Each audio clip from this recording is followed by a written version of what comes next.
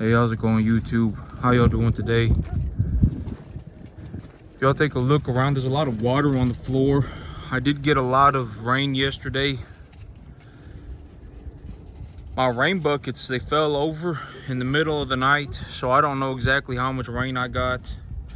It must have been very windy. I remember I was sleeping last night and the thunder, the lightning and the thunder just shook my room and it woke me up.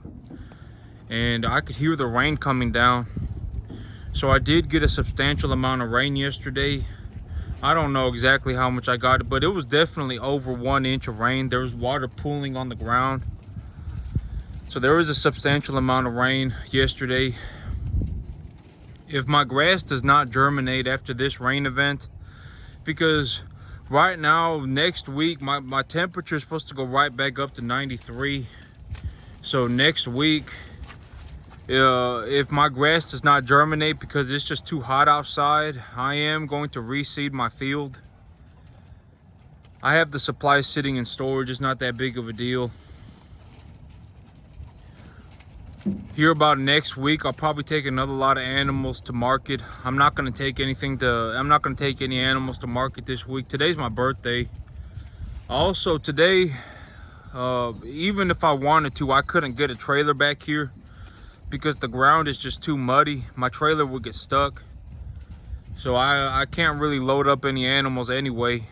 So yep, I'm gonna take animals to market next week. Like this fella right here, he going to market. The little guy's going to market. I got another set of animals going to market next week. I am still looking for my credit lines to reset so that I am able to buy new cattle. I need to get new cattle in here and I need to start running them. I need to start taking these animals to market. These smaller ones, I'll just keep them around. Well, when they get to market ready size, I'll start taking them to market. But until they're ready for market, I'll just keep them here. The new animals that I bring in, they'll just have to commingle with these other cattle. And it should be okay. I am probably gonna have to take Princess to the processor before I bring in new calves, because Princess, she'll flip these calves over. She'll run up behind them and hit them real hard with her head and pick them up. And I don't want her doing that to the real small calves. So I will probably have to end up taking her to the processor before I bring in new calves, because I don't want her injuring any of my small calves. But when I take a look at everything, you know, I have unlimited work potential, right? I can work as much as I want, because the possibility of me as an individual running enough cattle to feed all of America is not going to happen. Like I'm not going to be able to run enough cattle by myself to feed the entire country, right? Even if I have very good work ethic, I'm just not going to have enough hours in the day. I just won't be able to do it. And so when I think about it like that, when I consider the reality of my situation, I can work as much as I want, right? I mean, who's stopping me from working 100 hours a week until the day I die, right? Nobody. I mean, if that's what I want to do, I can do it. And at this point in my life, you know, I know that I am very good at this. That's not it's not like up for debate anymore, right? I know I am very good at this. I know I make a significant amount of money doing this. I essentially have unlimited work possibility. If I want to work, you know, if I want to work every day 100 hours a week until the day I die, I still would not run out of work. You know, I can't run enough cattle by myself to feed the entire nation. And so if I want to run, realistically, I could probably run about 500 cattle by myself. And that would probably be about as many as I can do by myself. And after that, you know, it wouldn't be a matter of work ethic. It wouldn't be a matter of stuff like that. It would be a matter I just don't have enough hours in the day. And so right now, you know, I have zero bottlenecks on my business. If I want to scale my business, you know, like let's say I want to go and I feel like I want to make $500,000 a year, I can go do it, right? There's nothing stopping me. I mean, what's stopping me? Nothing, right? I know I'm very good at this. I know I make a lot of money running cattle. You know, there is unlimited amount of work that I can do. If I want to work, 15 hours a day for the rest of my life, I could do that. And I still would not be able to get everything done. I mean, America got a lot of people in it. And the possibility of one person running enough cattle to feed the entire country is zero. It's just not going to happen, right? And, like when I go to the sale barn, this is just one of my personal experiences. But when I go to the sale barn, I'm the only person almost all the time, 100% of I have yet to see anyone my age in their early 30s sitting at a sale barn purchasing, $15,000-$25,000 worth of cattle a week. I'm the only person that does that. Even $5,000 worth of cattle, almost everybody in their early 30s, even $5,000 worth of cattle week after week after week after week. Nobody. I'm the only person, right? Most of these people who run cattle, they're old people. Like if you go to the sale barn and you sit there, most of these people are old, like over 60. And so, I would actually argue that here in about 30 years, there's going to be more work for people like me. There's going to be more opportunity for people like me, young people who farm. Because, I mean, who wants to farm, right? Nobody wants to farm. People, they say they want to farm, but nobody want to actually farm. It is the work is just too extreme, and you got to put yourself at a lot of risk every single year. I'm hundreds of thousands of dollars in debt. I owe something like $2,000 a month to the bank every single month. And if I ever don't manage to pay that $2,000 a month, I lose my truck, I lose my house, I lose my land, I lose everything. And so, and then if I take a loan on top of that, let's say I got $2,000 a month that I need to pay the bank every month. Let's say I take a loan on top of that to purchase cattle, and I take a loan for $50,000. That's another $500 a month. So now I got to pay $2,500 a month to the bank every single month.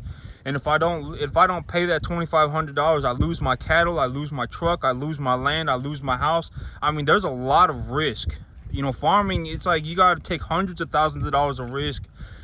And then you gotta know what you're doing. I mean, and it's very, very, very, very difficult work. And when I drive around, I always say that when I take a look at the world around me, it's like being the prettiest girl in the town, right? Me talking about, I drove around and I took a look around and I didn't see anyone who could farm as well as I did. It's like driving, it's like being the prettiest girl in town. The next town is 10 minutes over, there's gonna be another next prettiest girl in town. And so I'm sure that there are other people out there in the world that can make money like me and that can run cattle this well, but they're gonna be very, very hard to find. Very hard to find. I mean, maybe you find them once in a blue moon. Because usually, making something like $10,000 an acre, making $11,000-$12,000 an acre, very, very difficult, especially in commercial work. Because here's the thing about running cattle, right? Is that cattle are traded on the public markets. They're traded like as a stock on the public markets on the CME board. And so people do not, the world as a whole sets the price of cattle. And so if you got somebody starving, some person out in a third world country and they're running cattle and that's the only opportunity they got, and I'm sitting here in America in the land of opportunity, I have to compete with people like that. Like me as a person sitting in America in this world of in this land of endless opportunity, because like if I was born in a third world country, the chances of me having this opportunity and doing this well for myself, the chances almost go to zero, right? In America, people can do whatever they want. That's one of the greatest things about America, is that the standard of living for the average person here in America, even for poor people, is very high. Like if I went into a third world country and I saw poor people in a third world country, they'd be drinking like mud water like dookie water, you know what I'm saying? They'd be pooping in their water, drinking it, you know, taking showers in it, and just starving. You know, that's the reality of being poor in a third world country. But in America, you know, there is so much opportunity here. It's like, why would somebody give up, you know, a comfortable office job to go and run cattle? Almost nobody would do it. I mean, you know, like me, when I run cattle here in America, I am competing with those people. And like, you know, they bring in a lot of cattle here from Mexico. You know, I'm competing with those people too. You know, they have nothing going for them except for cattle. Cattle is their whole life. That's all they have, and I have to compete with people like that. And so, you know, it's like being here in America, running cattle and making money on a global commodity is very, very difficult. Almost nobody can pull it off, especially in commercial cattle. If this is not even like some niche, right? Like, I'm not like growing ginger, or I'm not like growing mushrooms. You know what I'm saying? Like, I'm running commercial cattle. And so making money like this, it's so hard. I mean, the chances of anybody pulling this off, it's almost zero. You know, when I first started, I actually had to, you know, I know that, you know, this was maybe about a year and a half ago, but when I first started, I had to chase my cattle on foot. And if I had to give them an injection, I actually had to tackle them. I had to jump on their back and kick their feet out and drop them to the ground and stick a needle in their neck. I didn't have any machinery. You know, and you know, these diet plans that I came up with for these animals, I didn't just magically dream it up one day. You know, I had to sit there and read books constantly. I mean, I had to. And when I talk about a lot of things and these things, the reason that I formulate my ideas like this is because I read so many scientific papers. I read a lot of scientific papers. Nowadays, one of the beautiful things about America is that I can get on the internet and I have an unlimited supply of data, of information. If I wanted to sit there and read all day, I could. You know, I could read scientific papers all the time. Oh man, this soil had a 17% this consist, 17% sand consistency, or whatever, 40% clay, whatever, silt, whatever mixture, and they applied irrigation water at 1 inch per 1 inch of penetration per hour. And you know, all this stuff, and they will legitimately describe everything like that. And then they say, oh man, well, with the irrigation water that was being applied to the field at 1 inch of penetration per hour, we applied a 75 ppm nitrate solution, and this was the result. And then all this sort of, I mean, you can read this kind of stuff on the internet for free in America. I mean, that's one of the things that, you know, like, you don't even need to go to school anymore. Like, you know, I mean, you can literally just sit there and read this stuff for free on the internet.